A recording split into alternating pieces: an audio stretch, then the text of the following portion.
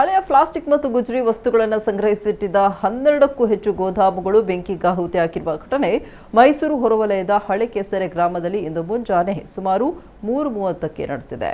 Copper wire, plywood ಮತ್ತು sofa ತಯಾರಿಕಾ ಗೋದಾಮುಗಳಿಗೆ ಬೆಂಕಿ ವೇಗವಾಗಿ ಹರಡಿತು. ಕೋಟ್ಯಾಂತರ ರೂಪಾಯಿ ಮೌಲ್ಯದ ವಸ್ತುಗಳು ನಾಶವಾಗಿವೆ ಎನ್ನಲಾಗಿದೆ. ಸ್ಥಳೀಯರು ಬೆಳಗ್ಗೆ 4:30ಕ್ಕೆ ಮಾಹಿತಿ ನೀಡಿದ ಕೂಡಲೇ ಸ್ಥಳಕ್ಕೆ ಧಾವಿಸಿದ ಅಗ್ನಿಶಾಮಕ ದಳದ ಸಿಬ್ಬಂದಿ ಬೆಂಕಿ ನಂದಿಸಲು ಹರಸಾಹಸ ಪಟ್ಟಿದ್ದಾರೆ. ದಟ್ಟವಾದ ಹೊಗೆ ಆವರಿಸಿದ್ರಿಂದ ಕಾರ್ಯಾಚರಣೆಗೆ ಅಲ್ಪ ಅಡ್ಡಿಯುಂಟಾಗಿತ್ತು. ಬೆಂಕಿ ಅವಘಡಕ್ಕೆ ನಿಖರ ಕಾರಣ ಇನ್ನೂ ತಿಳಿದು ಬಂದಿಲ್ಲ. ಆದರೆ ಕಿಡಿಗೇಡಿಗಳು ಕುಡಿದ ಮತ್ತಿನಲ್ಲಿ ಬೆಂಕಿ ಹಚ್ಚಿರುವ ಸಾಧ್ಯತೆ ಇದೆ ಎಂಬ ಶಂಕೆ ವ್ಯಕ್ತವಾಗಿದೆ. ಘಟನಾ ಸ್ಥಳಕ್ಕೆ ಎನ್ಆರ್ ಪೊಲೀಸ್ ಠಾಣೆ ಅಧಿಕಾರಿಗಳು ಭೇಟಿ ನೀಡಿ ಪರಿಶೀಲನೆ ನಡೆಸಿದ್ದು, ಪ್ರಕರಣ ದಾಖಲಿಸಿಕೊಂಡು ತನಿಖೆ ಮುಂದುವರೆಸಿದ್ದಾರೆ. ಅದೃಷ್ಟವಶಾತ್ ಯಾವುದೇ ಪ್ರಾಣಾಪಾಯ ಸಂಭವಿಸಿಲ್ಲ.